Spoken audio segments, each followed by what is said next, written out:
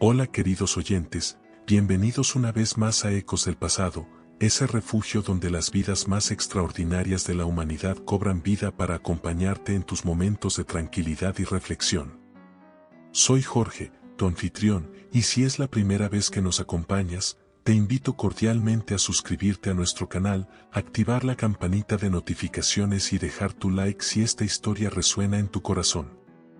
Cada muestra de apoyo nos impulsa a seguir rescatando estas vidas fascinantes que han forjado el mundo que conocemos.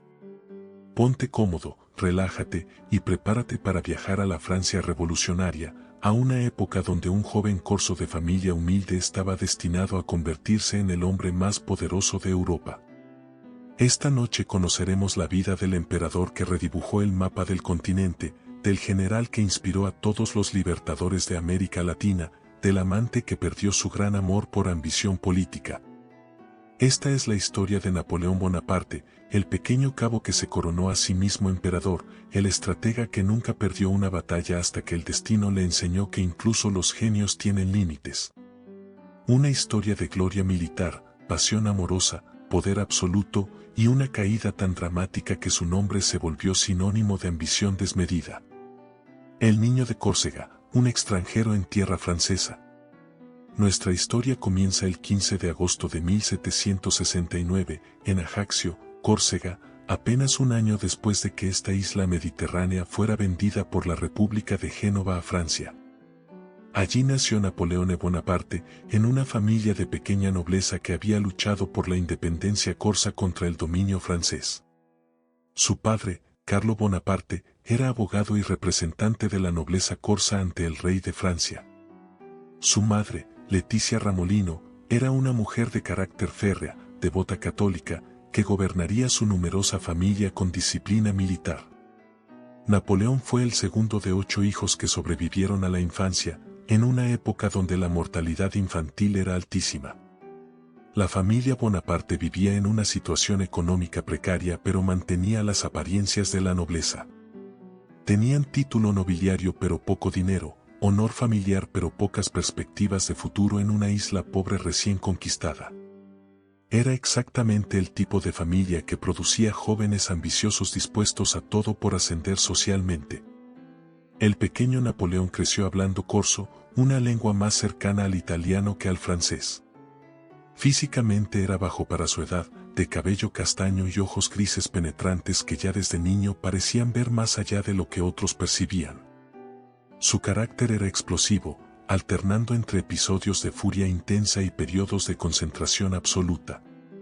Los primeros años de su educación transcurrieron en Ajaccio, donde aprendió a leer y escribir en francés, aunque siempre mantuvo un acento corso que lo marcaría toda la vida. Sus maestros notaron inmediatamente su inteligencia excepcional, especialmente para las matemáticas y la historia militar. A los 9 años ya devoraba las biografías de Alejandro Magno y Julio César. La familia Bonaparte entendía que el futuro de sus hijos estaba en Francia continental, no en Córcega. Carlo usó sus conexiones políticas para conseguir becas de estudio para sus hijos varones. En 1779, cuando Napoleón tenía apenas 10 años, fue enviado a Francia para comenzar su educación militar en la escuela de Brienne-le-Château. El viaje a Francia fue traumático para el niño corso. Dejaba atrás su familia, su idioma, su cultura, para convertirse en un extranjero en tierra conquistadora. Durante las 6 semanas de viaje a través de Francia, Napoleón vio por primera vez la magnificencia del reino que acababa de anexionar su patria. Era una lección temprana sobre el poder de los estados fuertes sobre los débiles. Los años de formación, Brienne y la escuela militar. En la escuela militar de Brienne, Napoleón se encontró por primera vez con la aristocracia francesa. Era un mundo de códigos sociales refinados, de modales cortesanos, de sutilezas lingüísticas que él, con su acento corso y sus maneras directas, no podía dominar completamente. Sus compañeros lo llamaban despectivamente la paille jaunes, la paja en la nariz, por su pronunciación extranjera. Pero lo que le faltaba en refinamiento social lo compensaba con brillantez intelectual. Napoleón demostraba una capacidad extraordinaria para las matemáticas, la geometría y especialmente la geografía militar. Pasaba horas estudiando mapas, memorizando las campañas de los grandes generales del pasado, desarrollando esa comprensión tridimensional del terreno que sería crucial en sus futuras victorias. Sus profesores notaron que tenía una memoria prodigiosa para los detalles militares. Podía recitar de memoria las batallas de Alejandro Magno, explicar las tácticas de César en las Galias, analizar los errores estratégicos de Carlos XII de Suecia en Rusia. Era como si estuviera almacenando un arsenal de conocimientos que usaría décadas después. Físicamente, Napoleón era pequeño incluso para los estándares de la época. Medía apenas 1,60 metros, lo que en Francia del siglo XVIII lo colocaba en el promedio bajo, pero no era excepcional. Sin embargo, sus compañeros de clase, muchos de familias aristócratas bien alimentadas, tendían a ser más altos, lo que acentuaba su sensación de ser diferente. En Brienne, Napoleón desarrolló los rasgos de personalidad que lo caracterizarían toda la vida: una disciplina férrea en el estudio, una ambición desmedida y una tendencia al aislamiento que compensaba con lecturas intensivas. Leía vorazmente historia, geografía, matemáticas, literatura. Sus libros favoritos eran las vidas de Plutarco y las campañas militares de grandes conquistadores. Durante las vacaciones, mientras sus compañeros regresaban a sus castillos familiares, Napoleón a menudo se quedaba en la escuela por falta de dinero para viajar a Córcega. Estos periodos de soledad fueron formativos. Desarrolló una autodisciplina extraordinaria y una capacidad de concentración que le permitía estudiar durante horas sin distracción. En 1784, a los 15 años, Napoleón fue seleccionado para continuar sus estudios en la École Militaire de París, la academia militar más prestigiosa de Francia. Era un honor extraordinario para un joven corso de familia modesta. Solo 4 estudiantes de Brienne fueron seleccionados ese año, y Napoleón era el más joven de todos. París y la École Militaire, descubriendo la grandeza. La École Militaire de París era un mundo completamente diferente a Brienne. Aquí se formaban los oficiales de élite que comandarían los ejércitos del rey. Los estudiantes vivían como pequeños príncipes, habitaciones individuales, sirvientes, comidas elaboradas, uniformes espléndidos. Para Napoleón, acostumbrado a la austeridad de Brienne, era una demostración del poder y la riqueza de Francia. Pero también era una demostración de las injusticias del ancien régimen. Muchos de sus compañeros eran jóvenes aristócratas que habían llegado allí por su nacimiento, no por su mérito. Napoleón, que había ganado su lugar a través del talento puro, veía con desprecio a estos jóvenes que se creían superiores por sangre pero que eran inferiores en capacidad intelectual. Sus estudios se concentraron en artillería, la rama más técnica y científica del ejército. Era una especialización perfecta para alguien con su talento matemático y su mente analítica. La artillería requería conocimientos precisos de balística, geometría, química e ingeniería. Era considerada menos glamorosa que la caballería, pero mucho más efectiva en el campo de batalla. Durante este periodo, Napoleón escribió su primer ensayo político, una historia de Córcega, donde defendía apasionadamente la independencia de su isla natal. Era un trabajo juvenil, lleno de romantismo revolucionario, pero que revelaba ya su capacidad para el análisis político y su habilidad como escritor. Sus profesores quedaron impresionados por la madurez intelectual del joven corso. En septiembre de 1785, con apenas 16 años, Napoleón se graduó de la École Militaire con el rango de segundo teniente de artillería. Era el graduado más joven de su promoción y había completado en un año un programa que normalmente duraba 2.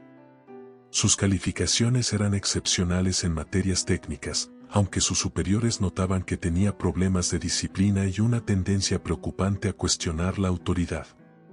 Su primer destino fue el regimiento de artillería La Fere, estacionado en Valence. Era una ciudad de provincia en el Valle del Ródano, muy diferente del esplendor parisino. Aquí Napoleón tendría su primer contacto real con la vida militar práctica: manejar cañones, comandar soldados, lidiar con la rutina diaria de un oficial subalterno. El joven oficial, entre la revolución y la ambición. La vida de guarnición en Valencia era monótona para un joven de la brillantez intelectual de Napoleón. Pasaba las mañanas en ejercicios militares rutinarios y las tardes leyendo vorazmente en su modesta habitación. Su sueldo de segundo teniente era tan bajo que apenas podía permitirse los gastos básicos, y a menudo tenía que pedirle dinero a su familia. Pero estos años aparentemente perdidos fueron cruciales para su formación. Napoleón leyó sistemáticamente todo lo que pudo encontrar sobre estrategia militar, historia, política, filosofía. Estudió las campañas de Federico el Grande, analizó las reformas de Pedro el Grande, memorizó las tácticas de Alejandro Magno. Era como si se estuviera preparando conscientemente para un destino que aún no podía prever. En 1786, muerte de su padre Carlo cambió dramáticamente la situación familiar.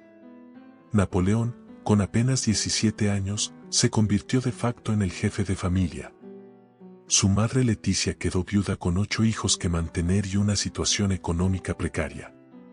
Napoleón comenzó a enviar parte de su ya escaso sueldo a Córcega para ayudar a su familia. Durante estos años, Napoleón escribió varios ensayos y novelas que nunca fueron publicados pero que revelaban su evolución intelectual. Escribió sobre la naturaleza del poder, sobre las injusticias sociales, sobre el destino de los pueblos pequeños dominados por imperios grandes. Sus ideas políticas comenzaron a inclinarse hacia las teorías revolucionarias que circulaban por Francia.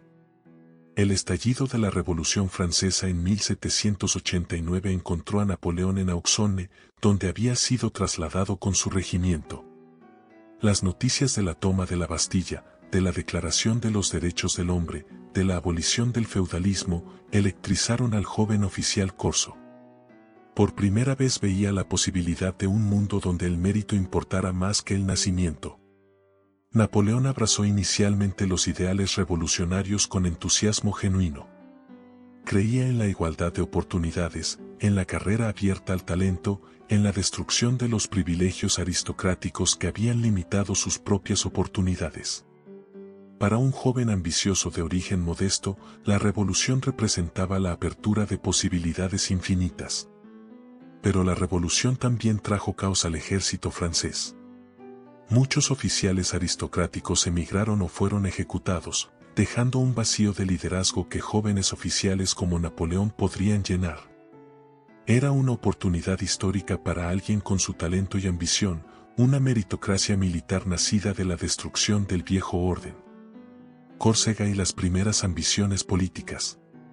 En 1792, aprovechando los permisos extendidos que la situación revolucionaria había hecho posibles, Napoleón regresó a Córcega después de varios años de ausencia.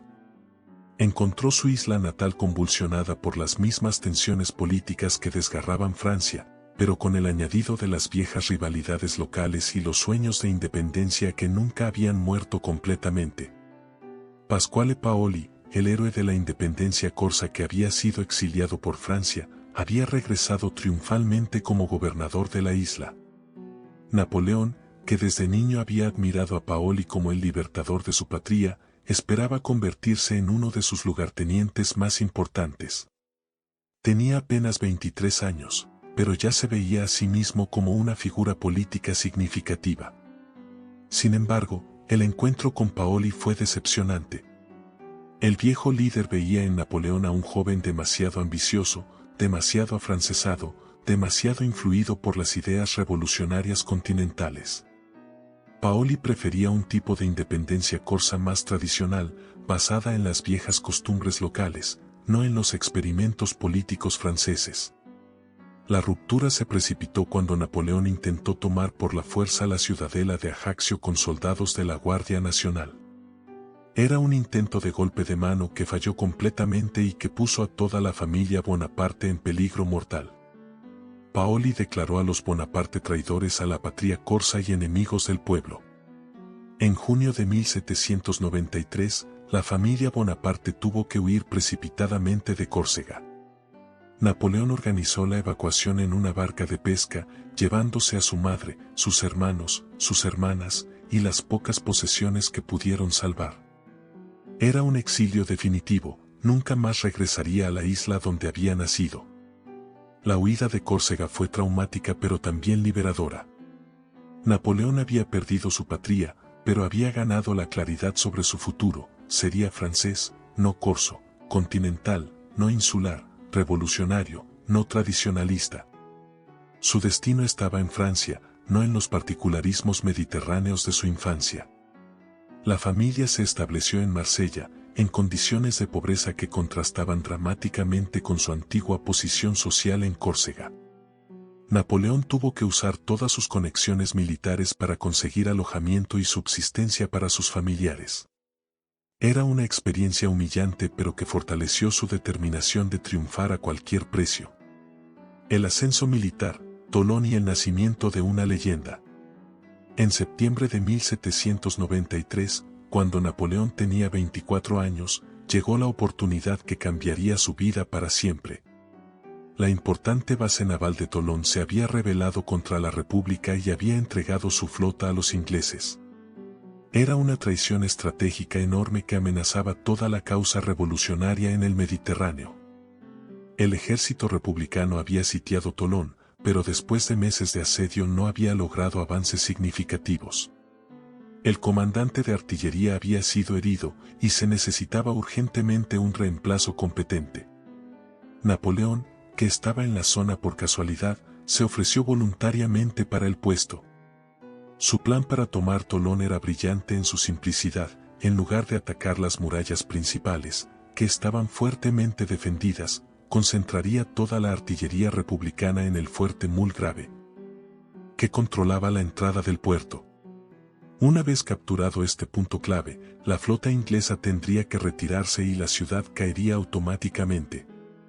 La ejecución del plan requería una precisión artillera excepcional y una coordinación perfecta entre infantería y cañones. Napoleón trabajó día y noche dirigiendo personalmente el emplazamiento de las baterías, calculando ángulos de tiro, supervisando el suministro de municiones. Sus soldados lo vieron combatir en primera línea, compartiendo sus peligros y privaciones. El 17 de diciembre de 1793, el ataque final tuvo éxito completo. El fuerte Mulgrave cayó después de un bombardeo devastador, la flota inglesa evacuó precipitadamente y Tolón se rindió al ejército republicano. Era una victoria estratégica enorme que salvaba toda la posición francesa en el Mediterráneo. La actuación de Napoleón en Tolón fue tan brillante que inmediatamente atrajo la atención de los líderes políticos. Augustin Robespierre, hermano del famoso Maximilien, escribió a París elogiando al joven oficial de artillería de mérito trascendente y patriotismo probado. En cuestión de días, Napoleón fue promovido a general de brigada. Tenía 24 años. Era un ascenso meteórico que lo colocaba entre los generales más jóvenes de la historia francesa. Pero también era peligroso, su conexión con los Robespierre lo vinculaba al periodo más radical de la revolución, conocido como el Terror. Cuando Robespierre cayó en julio de 1794, Napoleón fue arrestado como sospechoso político. La caída y la recuperación, Vendimario y el poder. El arresto de Napoleón duró solo 2 semanas, pero fueron 2 semanas que lo pusieron cara a cara con la guillotina. Fue liberado por falta de evidencias, pero su carrera militar parecía terminada. Los nuevos líderes de la República, más moderados, desconfiaban de todos los oficiales asociados con el periodo del Terror. Durante más de un año, Napoleón vivió en una especie de limbo profesional. Tenía el rango de general pero no tenía comando. Su situación económica era desesperada, vivía en una habitación miserable en París, vestía uniformes raídos, a menudo no tenía dinero ni para comer. Era la época más difícil de su vida adulta. Pero Napoleón aprovechó este periodo de inactividad forzosa para estudiar y planificar. Pasaba días enteros en las bibliotecas de París, leyendo tratados militares, memorias de grandes generales, obras de filosofía política. También comenzó a cultivar relaciones en los círculos políticos parisinos, entendiendo que el futuro poder estaría en la combinación de talento militar y habilidad política. Su oportunidad llegó en octubre de 1795, cuando una insurrección realista amenazó con derrocar al Directorio, el nuevo gobierno republicano. Los insurrectos, apoyados por gran parte de la población parisina, marchaban hacia las Tullerías para tomar el poder. El gobierno necesitaba desesperadamente un militar competente que pudiera defender las instituciones republicanas. Paul Barras, uno de los directores, recordó la brillantez de Napoleón en Tolón y le ofreció el comando de las tropas gubernamentales. Era una situación extraordinariamente peligrosa. Si fracasaba, sería ejecutado como traidor; si tenía éxito, se convertiría en el salvador de la República. Napoleón aceptó inmediatamente. Su plan era audaz. En lugar de esperar el ataque realista, dispersaría a los insurrectos usando artillería en las calles de París. Era una táctica nunca vista antes en la capital francesa. El 13 Vendimario, 5 de octubre de 1795, las baterías napoleónicas barrieron las calles parisinas con una llovizna de metralla que dispersó completamente la insurrección. La victoria de Vendimario convirtió a Napoleón en el héroe del momento. A los 26 años, era el general más famoso de Francia y el salvador personal del Directorio. Su recompensa fue inmediata. Fue nombrado comandante del Ejército del Interior, con autoridad sobre todas las tropas en Francia continental. Josefina, el amor que cambió un destino. En los salones parisinos donde ahora era recibido como héroe, Napoleón conoció a Marie-Giuseppe Rose de Beauharnais, conocida como Josefina. Era una mujer de 32 años, viuda de un general guillotinado durante el terror, madre de 2 hijos, y una de las mujeres más elegantes y encantadoras de París. Josefina representaba todo lo que Napoleón no era: refinamiento aristocrático, elegancia natural, sofisticación social. Había nacido en Martinica en una familia de plantadores, se había casado muy joven con Alexandre de Beauharnais. Y había vivido en el corazón de la alta sociedad del Ancien Régimen antes de que la revolución destruyera su mundo. Para Napoleón, que seguía siendo fundamentalmente un provinciano corso con modales militares abruptos, Josefina fue una revelación. Era su entrada al mundo de la elegancia parisina, pero también la primera mujer que despertó en él una pasión verdaderamente avasalladora. Se enamoró con la intensidad total de su carácter concentrado. El cortejo fue breve e intenso. Napoleón bombardeó a Josefina con cartas de amor que revelaban un romanticismo casi adolescente en un hombre que comandaba ejércitos. Me despierto lleno de ti. Tu imagen y el recuerdo de la noche embriagadora de ayer no dejan reposo a mis sentidos. Josefina, por su parte, tenía sentimientos más complicados. Admiraba la brillantez de Napoleón y se sentía protegida por su poder creciente, pero no estaba realmente enamorada. Era una mujer práctica que entendía que necesitaba un protector poderoso en una época peligrosa. Napoleón representaba seguridad y posición social. Se casaron el 9 de marzo de 1796, en una ceremonia civil simple en París. Napoleón tenía 26 años, Josefina 32. Él llegó 2 horas tarde a la ceremonia porque había estado trabajando hasta muy tarde en los planes de la campaña de Italia que estaba a punto de comenzar. Era un presagio de cómo la ambición militar siempre competiría con el amor en su vida. La luna de miel duró apenas 2 días. El 11 de marzo, Napoleón partió hacia Niza para tomar el comando del ejército de Italia. Dejaba atrás en París a una esposa que apenas conocía pero que ya había transformado su mundo emocional. Las cartas que le escribió durante la campaña italiana son algunas de las declaraciones de amor más apasionadas de la literatura universal. La campaña de Italia, el nacimiento del genio militar. Cuando Napoleón llegó a Niza en marzo de 1796 para tomar el comando del ejército de Italia, se encontró con una fuerza desmoralizada, mal equipada y que no había recibido paga en meses. Los soldados vestían uniformes harapientos, muchos no tenían zapatos, y la moral estaba por los suelos. Sus oficiales superiores, todos mayores que él, lo miraban con escepticismo. Su primera proclama a las tropas reveló inmediatamente su genio para el liderazgo: soldados, estáis desnudos y mal alimentados. Os llevaré a las llanuras más fértiles del mundo. Ricas provincias y grandes ciudades estarán en vuestro poder. No les hablaba de gloria abstracta sino de recompensas concretas. botín, tierras fértiles, ciudades ricas. Su plan estratégico era de una audacia que rayaba en la temeridad. Los austríacos y piamonteses tenían ejércitos separados que controlaban el norte de Italia. En lugar de atacar a uno de ellos frontalmente, Napoleón se lanzó como una cuña entre ambos ejércitos, impidiendo que se unieran y derrotándolos por separado. La primera batalla, en Montenotte, fue una victoria rápida que demostró inmediatamente que el nuevo comandante era diferente. Napoleón dirigía personalmente los ataques, aparecía en los puntos más peligrosos del combate, inspiraba a sus tropas con su presencia física en primera línea. Sus soldados comenzaron a llamarlo Le Petit Caporal, el pequeño cabo, con una mezcla de cariño y respeto.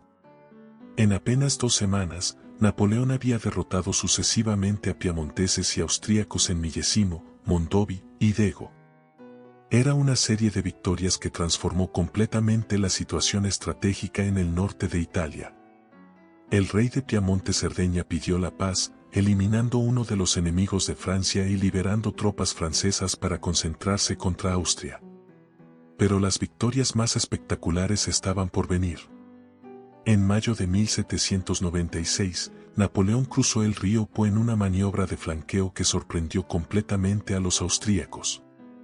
La batalla de Lodi, donde Napoleón apuntó personalmente los cañones que barrieron el puente defendido por los austríacos, se convirtió en legendaria. Fue después de Lodi que Napoleón comenzó a darse cuenta de su propio genio. Años después recordaría: fue solo en la noche después de Lodi que me di cuenta de que era un hombre superior y que podía aspirar a realizar grandes cosas, que hasta entonces había considerado solo como un sueño fantasioso. El conquistador de Italia, Milán, Mantua y Arcole. La entrada triunfal de Napoleón en Milán el 15 de mayo de 1796 fue el momento en que se transformó de general en conquistador. La población milanesa, que había sufrido siglos de dominación extranjera, recibió a los franceses como libertadores. Napoleón estableció su cuartel general en el Palacio de Brera, viviendo con un lujo que contrastaba dramáticamente con sus modestos orígenes. Desde Milán, Napoleón reorganizó completamente el norte de Italia. Creó la República Cisalpina, un estado satélite francés que servía como modelo de las reformas revolucionarias. Abolió el feudalismo, estableció la igualdad ante la ley, confiscó las propiedades eclesiásticas e introdujo el sistema métrico decimal. Era la exportación práctica de los ideales revolucionarios franceses. Pero la guerra estaba lejos de terminar. Los austríacos se habían refugiado en Mantua, una fortaleza considerada inexpugnable, rodeada por pantanos y defendida por las mejores tropas del imperio. Durante meses, Napoleón mantuvo el sitio de Mantua mientras derrotaba sucesivamente a 4 ejércitos austríacos que venían a liberar la fortaleza. La más famosa de estas batallas fue Arcole, donde Napoleón protagonizó uno de los episodios más legendarios de su carrera. Cuando el ataque francés se estancó ante la resistencia austríaca en el puente de Arcole, Napoleón tomó personalmente una bandera y se lanzó sobre el puente bajo el fuego enemigo, gritando "Seguime". Sus soldados, electrizados por el ejemplo de su comandante, siguieron la carga y tomaron el puente. La campaña de Italia transformó a Napoleón de general prometedor en el militar más famoso de Europa. Había derrotado a 5 ejércitos enemigos en menos de un año, había conquistado casi todo el norte de Italia, había creado nuevas repúblicas, había enviado a París tesoros artísticos incalculables. Con apenas 27 años, era el francés más célebre de su generación. Sus cartas a Josefina durante este periodo revelan la complejidad de sus emociones. Por un lado, la gloria militar lo embriagaba: he degustado la gloria, y ya no puedo renunciar a ella. Por otro lado, su amor por Josefina se intensificaba con la distancia: una noche sin ti es un siglo, la vida es una pesadilla continua. Pero también comenzaron las primeras sospechas sobre la fidelidad de Josefina. Los rumores llegaban desde París de que la bella Madame Bonaparte tenía aventuras mientras su esposo conquistaba Italia. Napoleón sufría terriblemente con estas dudas, pero su ambición militar era más fuerte que sus celos personales. Egipto, el sueño oriental de un conquistador. Al regresar de Italia en diciembre de 1797, Napoleón era recibido en París como el héroe más grande desde Alejandro Magno. A los 28 años había conquistado toda Europa, hablaba de él, las mujeres suspiraban por él, los políticos lo cortejaban. Pero también había quienes lo temían, un general tan popular podía convertirse en una amenaza para el gobierno civil. El directorio enfrentaba un dilema con Napoleón, era demasiado popular para marginarlo, pero demasiado ambicioso para confiar en él. La solución fue ofrecerle el comando de una expedición a Egipto, que cumpliría el doble propósito de alejarlo de París y de golpear los intereses británicos en el Mediterráneo oriental. Napoleón aceptó entusiasmado. Egipto representaba para él mucho más que una campaña militar, era la oportunidad de emular a Alejandro Magno, de conquistar la tierra de los faraones, de crear un imperio oriental que rivalizara con el británico en la India. Era el sueño romántico de un joven que había crecido leyendo las hazañas de los grandes conquistadores. La expedición que partió de Tolón en mayo de 1798 era extraordinaria no solo militarmente sino también científicamente. Napoleón había reclutado a 167 sabios, matemáticos, ingenieros, naturalistas, arqueólogos, lingüistas. Era una expedición de conquista pero también de descubrimiento, diseñada para estudiar una civilización milenaria. La flota francesa logró evadir la vigilancia británica y desembarcó en Alejandría el 1 de julio de 1798. La ciudad, que había sido el centro intelectual del mundo antiguo, era ahora una sombra de su antigua grandeza bajo el dominio otomano. Napoleón la tomó en pocas horas y marchó inmediatamente hacia el Cairo. El 21 de julio, frente a las pirámides de Giza, Napoleón dirigió a sus soldados las palabras que se han vuelto inmortales: soldados, desde lo alto de estas pirámides, 40 siglos os contemplan. Era un momento de poesía histórica que transformaba una batalla en un encuentro entre civilizaciones.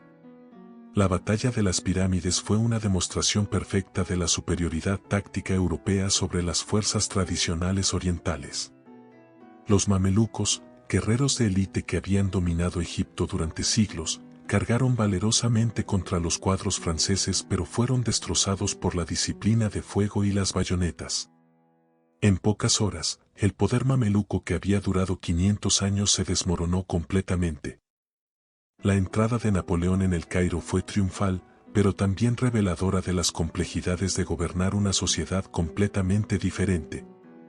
Egipto era un país musulmán con tradiciones milenarias, muy alejado de los ideales revolucionarios franceses. Napoleón tuvo que adaptar su estilo de gobierno, respetando las costumbres locales mientras introducía reformas modernizadoras. Durante los meses siguientes, Napoleón se comportó como un faraón moderno. Estableció la administración francesa, fundó el Instituto de Egipto para estudiar la historia y cultura del país, inició excavaciones arqueológicas que llevarían al descubrimiento de la piedra Rosetta. Era un conquistador que quería ser recordado también como civilizador. Pero el sueño egipcio se convirtió en pesadilla cuando la flota francesa fue destruida por Nelson en la batalla del Nilo. De repente, el ejército francés quedó atrapado en Egipto, sin comunicación con Francia, sin posibilidad de refuerzos o evacuación. Napoleón había conquistado Egipto, pero Egipto se había convertido en su prisión. El regreso del héroe, del Egipto al consulado. Las noticias que llegaban de Europa eran cada vez más alarmantes. Una segunda coalición se había formado contra Francia, los ejércitos austriacos y rusos habían reconquistado Italia, las fronteras francesas estaban amenazadas. El directorio, debilitado por derrotas militares y crisis económicas, perdía popularidad rápidamente. En agosto de 1799, Napoleón tomó una de las decisiones más arriesgadas de su carrera, abandonar su ejército en Egipto y regresar secretamente a Francia. Era técnicamente una deserción que podía costarle la corte marcial, pero también era su única oportunidad de aprovechar la crisis política francesa para sus propias ambiciones. El viaje de regreso fue una odisea peligrosa. Napoleón navegó por el Mediterráneo en una pequeña fragata, evadiendo la flota británica que patrullaba todas las rutas hacia Francia. Durante semanas no se supo si había llegado a salvo o si había sido capturado por los ingleses. Su aparición súbita en Francia fue como una resurrección. Su llegada a París el 16 de octubre de 1799 causó sensación. La población, cansada de las derrotas militares y la inestabilidad política, vio en él al Salvador que podía restaurar la gloria francesa. Sus salones se llenaron inmediatamente de políticos que querían asociarse con su popularidad. Emmanuel Sieyès, uno de los directores, se acercó a Napoleón con una propuesta: derrocar el directorio ineficaz y establecer un nuevo gobierno que combinara estabilidad política con eficiencia administrativa. Napoleón aceptó, pero con sus propias condiciones. Él no sería simplemente el brazo militar de la conspiración, sino el líder político del nuevo régimen. El golpe de Estado del 18 Brumario, 9 de noviembre de 1799, fue ejecutado con la precisión militar característica de Napoleón. Tropas leales ocuparon los puntos estratégicos de París, los directores fueron obligados a dimitir, las asambleas legislativas fueron trasladadas fuera de la capital bajo pretexto de una conspiración jacobina. El momento más dramático llegó cuando Napoleón se dirigió al Consejo de los 500 para explicar los eventos. Los diputados, furiosos por el golpe de Estado, lo rodearon gritando abajo el dictador. Napoleón, por una vez en su vida, perdió la compostura y tuvo que ser rescatado por sus soldados. Su hermano Luciano, presidente del Consejo, salvó la situación declarando que el general había sido atacado por diputados con puñales. El primer cónsul, construyendo un nuevo orden. El nuevo gobierno, llamado consulado, estableció oficialmente 3 cónsules con poder ejecutivo igual. Pero desde el primer día estaba claro que Napoleón, como primer cónsul, era el verdadero líder.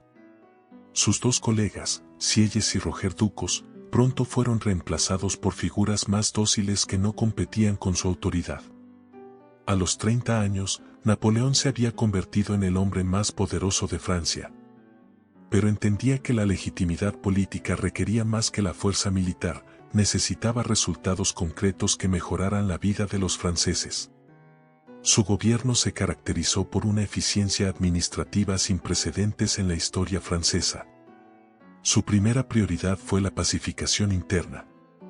Francia había estado desgarrada durante una década por guerras civiles, rebeliones regionales y conflictos religiosos. Napoleón ofreció amnistía a los emigrados que regresaran, negoció un concordato con la Iglesia Católica y estableció la libertad de cultos. Era una política de reconciliación nacional que curaba las heridas de la revolución. Simultáneamente, lanzó reformas administrativas que transformarían Francia para siempre. Creó el sistema de prefectos que centralizaba la administración nacional, estableció el Banco de Francia que estabilizó la moneda, fundó los liceos que educaban a la élite administrativa. Era la construcción metódica de un Estado moderno eficiente. Pero su obra maestra fue el Código Civil, conocido posteriormente como Código Napoleónico. Era una codificación completa de las leyes civiles que establecía principios claros para la propiedad, los contratos, la familia y las sucesiones. Por primera vez en la historia francesa, todos los ciudadanos tenían las mismas leyes, independientemente de su origen social o geográfico. El Código Napoleónico se convertiría en el modelo legal para docenas de países en todo el mundo. Influiría directamente en las constituciones de las repúblicas latinoamericanas que se independizarían en las décadas siguientes. Era el legado más duradero de Napoleón, no sus victorias militares, sino su genio para la organización legal y administrativa. Marengo, la victoria que salvó un imperio. Mientras Napoleón consolidaba su poder interno, la situación militar se deterioraba rápidamente. Los austríacos habían reconquistado casi toda Italia, amenazando con eliminar todas las ganancias de las campañas napoleónicas anteriores. Era necesaria una intervención militar rápida y decisiva. En mayo de 1800, Napoleón cruzó los Alpes en una campaña que rivalizaba en audacia con las de Aníbal. Su ejército atravesó el paso del Gran San Bernardo arrastrando cañones por senderos montañosos que parecían impracticables para la artillería. Era una demostración de que la determinación francesa podía superar cualquier obstáculo geográfico. La campaña culminó el 14 de junio de 1800 en la batalla de Marengo, una de las victorias más dramáticas en la carrera de Napoleón. Durante la mayor parte del día, los franceses fueron rechazados por los austríacos y parecía que la batalla estaba perdida. El propio Napoleón consideró la retirada y envió mensajes a París preparando la opinión pública para una derrota. Pero en el último momento, la llegada del general de Sykes con refuerzos frescos cambió completamente la situación. Los austríacos, que creían haber ganado, fueron sorprendidos por un contraataque francés cuando celebraban su victoria. En pocas horas, una derrota francesa se transformó en triunfo completo. Marengo fue más que una victoria militar, fue la salvación del consulado y la confirmación del genio napoleónico. Si hubiera perdido, su gobierno habría caído y su carrera política habría terminado. La victoria le dio el prestigio necesario para consolidar definitivamente su autoridad interna y su reputación europea. El camino hacia el imperio, de cónsul a emperador. Los años siguientes vieron la transformación gradual pero inexorable del consulado en monarquía personal. En 1802, Napoleón fue nombrado cónsul vitalicio después de un plebiscito que aprobó su nueva posición por más de 3 millones de votos contra apenas 8.000. Era una legitimación popular de su poder personal. Pero Napoleón ya no se contentaba con el poder de facto, quería la legitimidad dinástica que solo podía dar la condición imperial. Los atentados realistas contra su vida, especialmente la conspiración de Cadoudal en 1804, le proporcionaron la justificación para dar el paso final hacia el imperio hereditario. El 18 de mayo de 1804, el Senado proclamó a Napoleón emperador de los franceses. Era un título cuidadosamente elegido, no era emperador de Francia como los antiguos reyes, sino de los franceses, legitimado por la voluntad popular. Era una monarquía revolucionaria que combinaba principios democráticos con autoridad personal. La coronación del 2 de diciembre de 1804 en Notre Dame fue uno de los espectáculos más magníficos de la historia europea. Napoleón se coronó a sí mismo en presencia del Papa Pío VII, evitando así someterse a la autoridad religiosa pero manteniendo la solemnidad sagrada del momento. Era el simbolismo perfecto de un poder que se legitimaba a sí mismo. Josefina, el amor que se volvió sacrificio. Durante todos estos años de ascenso político, la relación entre Napoleón y Josefina había evolucionado de manera compleja. La pasión inicial se había transformado en un afecto profundo pero complicado por las exigencias del poder y las necesidades dinásticas. Josefina había demostrado ser una emperatriz perfecta, elegante, diplomática, querida por el pueblo, respetada por la aristocracia europea. Había transformado las Tullerías en una corte que rivalizaba en magnificencia con Versalles. Su gusto exquisito y su gracia natural habían civilizado al corso advenedizo. Pero había un problema que se volvía más urgente cada año: Josefina no podía darle a Napoleón el heredero que necesitaba para fundar una dinastía. Después de varios embarazos frustrados, se hizo evidente que la emperatriz, que tenía más de 40 años, no tendría hijos con su esposo. La cuestión dinástica se volvió crítica cuando Napoleón se convenció de que podía tener hijos. Su aventura con María Waliuszka, una noble polaca, había resultado en el nacimiento de un hijo ilegítimo que demostraba su fertilidad. El problema no era él, era Josefina. La decisión del divorcio fue la más dolorosa de la vida personal de Napoleón. Amaba genuinamente a Josefina, pero su ambición imperial exigía un heredero legítimo. En diciembre de 1809, en una ceremonia privada desgarradora, Napoleón leyó con voz quebrada por la emoción su decisión de divorciarse de la mujer que ha embellecido 15 años de mi vida. María Luisa, el matrimonio imperial. Para reemplazar a Josefina, Napoleón buscó la alianza matrimonial más prestigiosa de Europa, María Luisa de Austria, hija del emperador Francisco y sobrina nieta de María Antonieta. Era una unión que simbolizaba la aceptación de Napoleón por la aristocracia europea más antigua. María Luisa tenía 18 años cuando se casó por poderes con Napoleón en marzo de 1810. Era una joven educada para ser emperatriz, con todas las gracias cortesanas pero sin la personalidad fascinante de Josefina. Para ella, el matrimonio era un sacrificio patriótico por la paz de Europa. El matrimonio fue inmediatamente exitoso en su objetivo principal. En marzo de 1811, María Luisa dio a luz al hijo que Napoleón había esperado tanto tiempo. El niño fue inmediatamente titulado rey de Roma, señalando las ambiciones dinásticas de su padre. Napoleón, que había conquistado Europa, ahora tenía un heredero para transmitir su imperio. La paternidad transformó a Napoleón de manera inesperada. El conquistador implacable se convirtió en un padre cariñoso que pasaba horas jugando con su hijo. Veía en el pequeño rey de Roma la continuación de su obra, la garantía de que el imperio napoleónico sobreviviría a su fundador. El apogeo del imperio, el amo de Europa. En 1811, el imperio napoleónico había alcanzado su máxima extensión. Napoleón controlaba directamente Francia, Bélgica, Holanda, gran parte de Alemania y el norte de Italia. Sus hermanos y cuñados gobernaban como reyes de España, Nápoles, Westfalia y otros estados satélites. Era el imperio más grande en Europa desde Carlomagno. Pero este poder aparentemente absoluto ocultaba tensiones crecientes. El bloqueo continental contra Inglaterra estrangulaba la economía europea, creando resentimiento entre los comerciantes y manufactureros. El nacionalismo comenzaba a despertar en los pueblos sometidos, especialmente en España donde una guerrilla sangrienta desangraba a las fuerzas francesas. La relación con Rusia se deterioraba rápidamente. El zar Alejandro I, inicialmente aliado de Napoleón después del Tratado de Tilsit, comenzaba a rebelarse contra las imposiciones francesas. El comercio ruso con Inglaterra, esencial para la economía del imperio, violaba constantemente el bloqueo continental.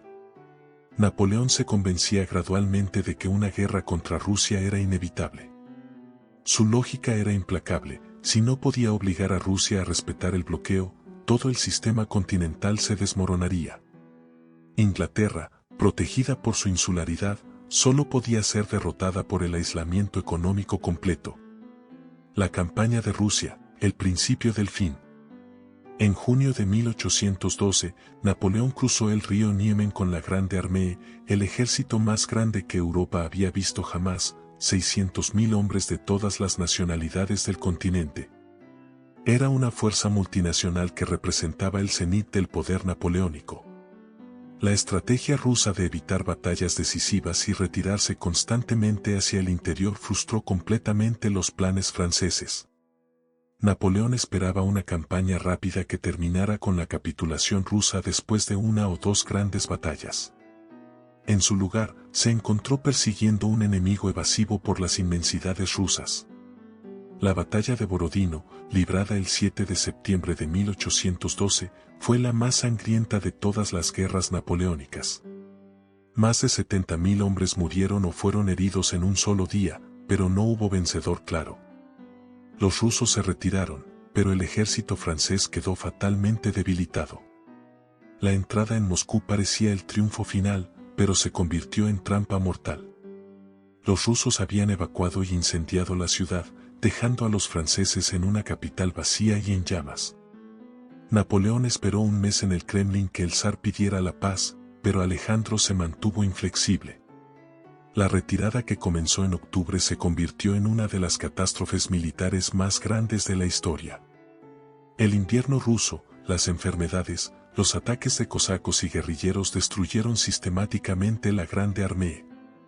De los 600.000 hombres que habían entrado en Rusia, menos de 40.000 salieron en condiciones de combatir. La caída del Águila, Leipzig y la primera abdicación. El desastre de Rusia destruyó el mito de la invencibilidad napoleónica y desató una rebelión general de la Europa sometida. Prusia y Austria se unieron a Rusia e Inglaterra en una nueva coalición, mientras que en España Wellington avanzaba hacia Francia con un ejército británico-portugués-español. Napoleón demostró una vez más su genio militar en la campaña de 1813, derrotando sucesivamente a prusianos, rusos y austríacos en Lützen, Bautzen y Dresden. Pero sus victorias eran pírricas, no tenía suficientes tropas para explotar sus éxitos, y cada batalla reducía más sus fuerzas ya limitadas. La batalla de Leipzig en octubre de 1813, conocida como la Batalla de las Naciones, fue el enfrentamiento más grande de las guerras napoleónicas. Durante 3 días, 500.000 soldados de toda Europa se masacraron en los campos sajones. La derrota francesa fue total e irrecuperable. La retirada hacia Francia se convirtió en derrota completa cuando los alemanes se rebelaron masivamente contra el dominio francés. El imperio que había tardado 15 años en construirse se desmoronó en pocos meses. A principios de 1814, los ejércitos coalicionados cruzaron el Rin e invadieron Francia. La campaña de Francia de 1814 fue quizás la más brillante de Napoleón desde un punto de vista puramente militar. Con apenas 30.000 hombres, maniobró magistralmente contra fuerzas 5 veces superiores, derrotando separadamente a prusianos, austríacos y rusos en una serie de batallas tácticas perfectas. Pero la brillantez táctica no podía compensar la inferioridad estratégica abrumadora. El 31 de marzo de 1814, París capituló ante los ejércitos aliados. El Senado, que había servido a Napoleón durante años, declaró su deposición. El emperador que había conquistado Europa se encontraba sin capital, sin ejército, sin apoyo político. El 6 de abril de 1814, en el Palacio de Fontainebleau, Napoleón firmó su primera abdicación. Renunciaba a todos sus derechos al trono de Francia y aceptaba el exilio en la isla de Elba. Era el fin aparente de la epopeya napoleónica, pero no el final de la historia. Los 100 días, el último acto del drama. El exilio en Elba fue una parodia cruel de la grandeza imperial. Napoleón gobernaba una isla de 12.000 habitantes con un ejército de 400 guardias. Para un hombre que había comandado millones de soldados y gobernado un continente, era una caída humillante que no podía aceptar. Las noticias que llegaban de Francia alimentaban su esperanza de regreso. Los Borbones restaurados eran profundamente impopulares, la economía se deterioraba, los veteranos napoleónicos conspiraban abiertamente.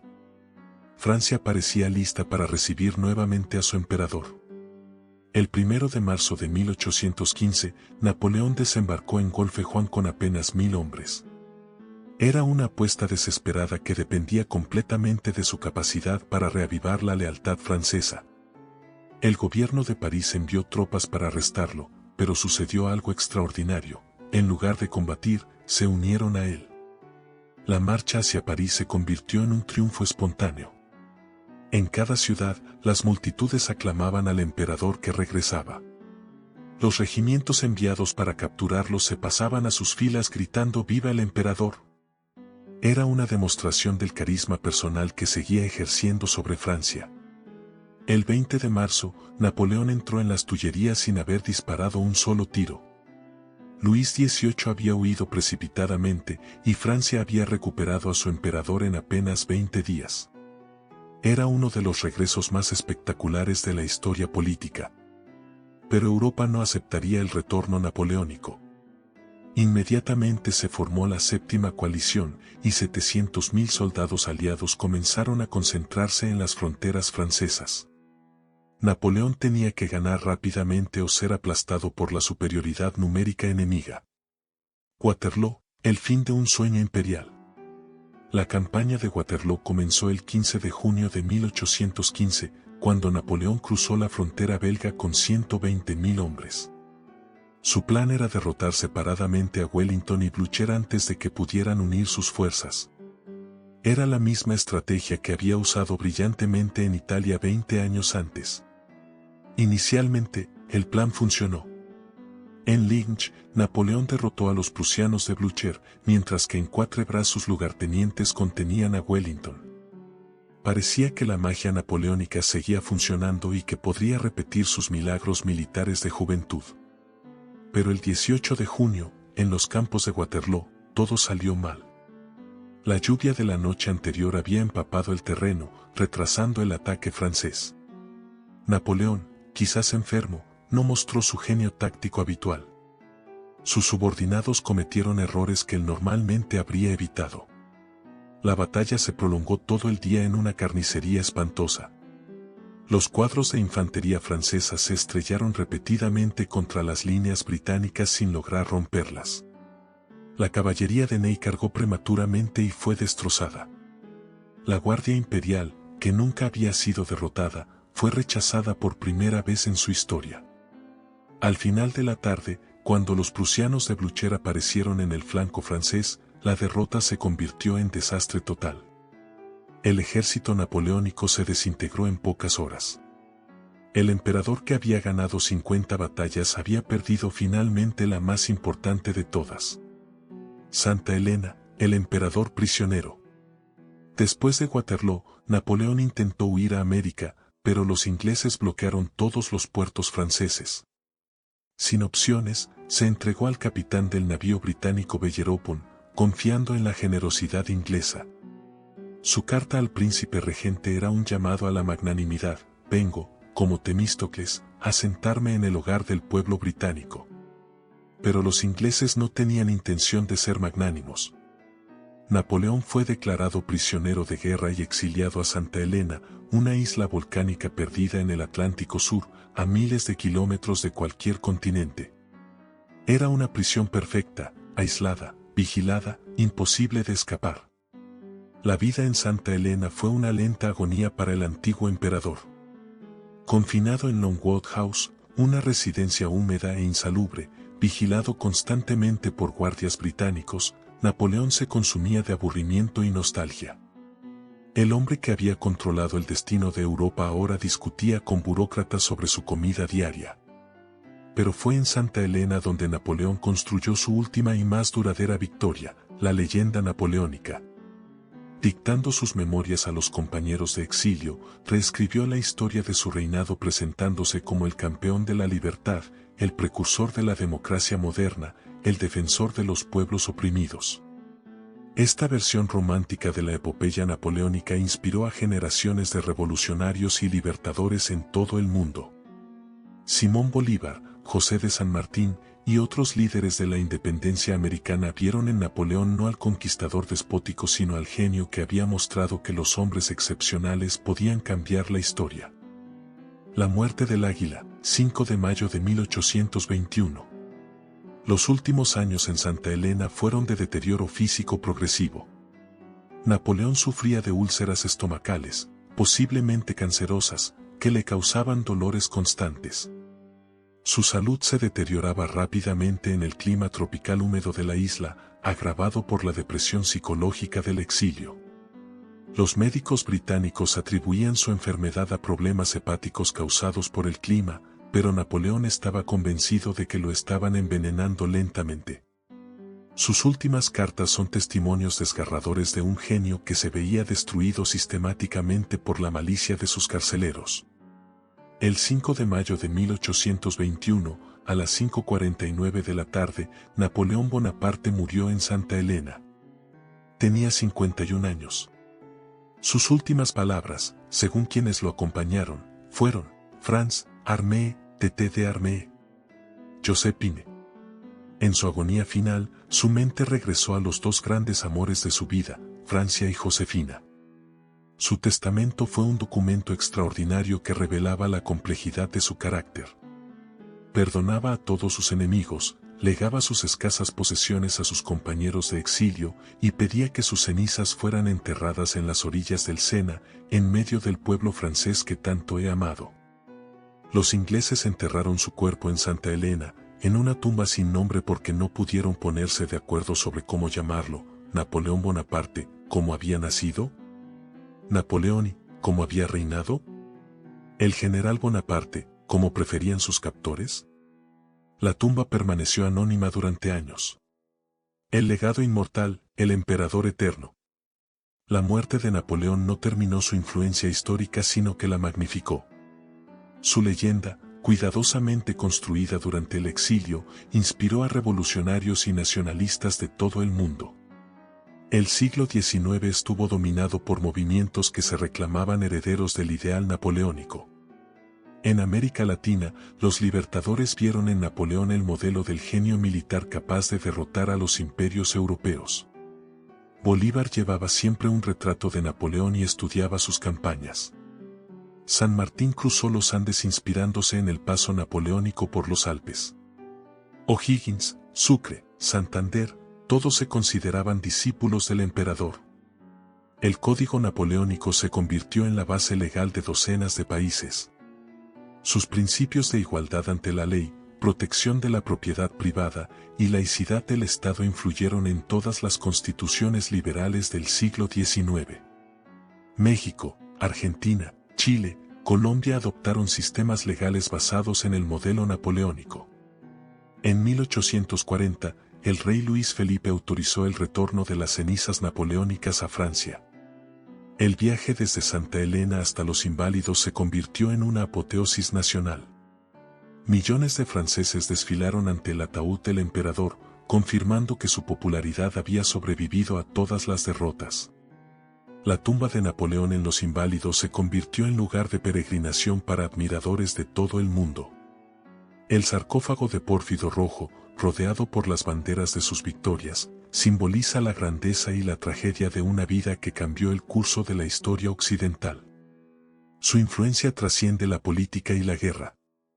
Napoleón demostró que el genio individual podía remodelar sociedades enteras, que un hombre excepcional podía alterar el destino de continentes.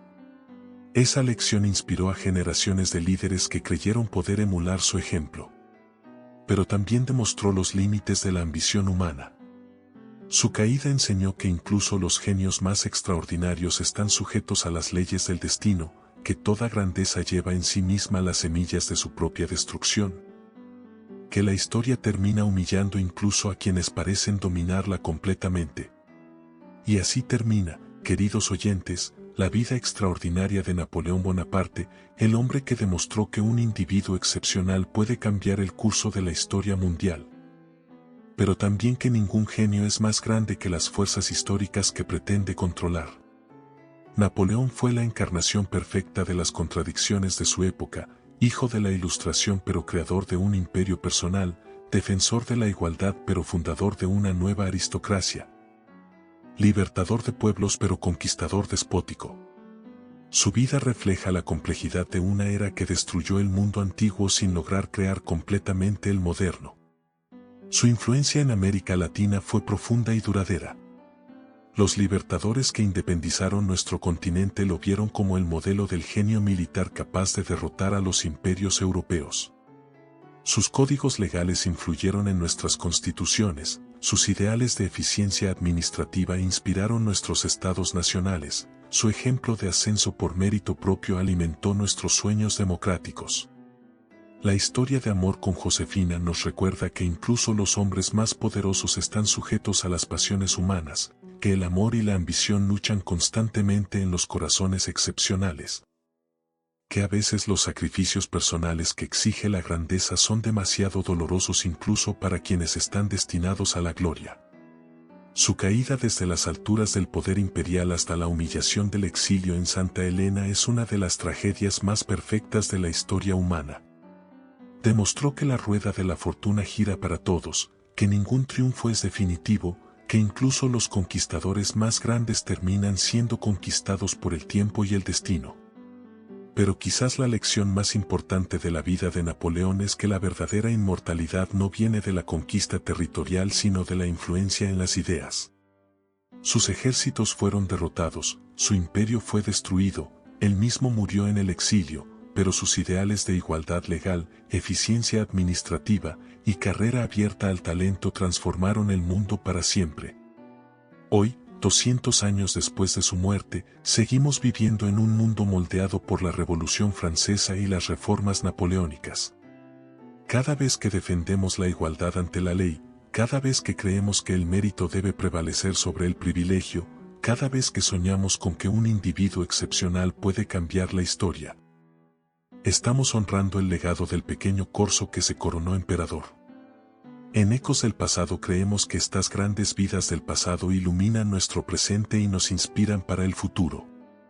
Esperamos que hayan disfrutado de esta fascinante historia.